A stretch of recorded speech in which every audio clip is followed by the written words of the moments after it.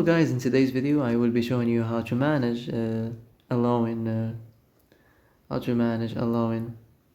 comments from anyone from your account on TikTok. So first enter TikTok and then go to the profile section, and go to these three lines, click on it, and then go to the settings and the privacy.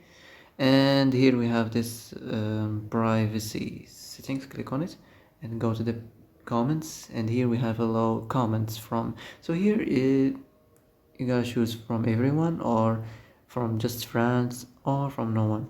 So that's it. That's how to manage allowing comments from whatever person you want. And that's it for today's video. I hope this is the answer you've been looking for.